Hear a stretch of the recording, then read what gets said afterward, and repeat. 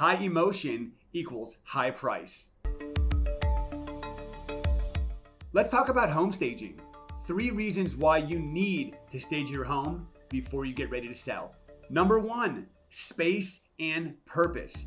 Every home is unique. Some rooms are big, some rooms are small. The right staging, the right design will create purpose for every single room in the house. Number 2, did you know that the average buyer can't visualize space? When you stage a property, it does all the thinking for the buyers, so all they have to do is fall in love.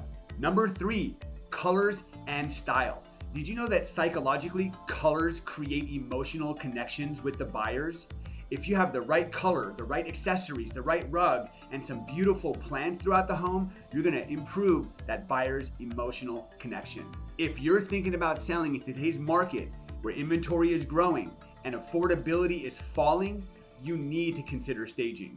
If you like this video and you wanna see more, make sure you like, comment, share, and subscribe. Until next time, happy selling.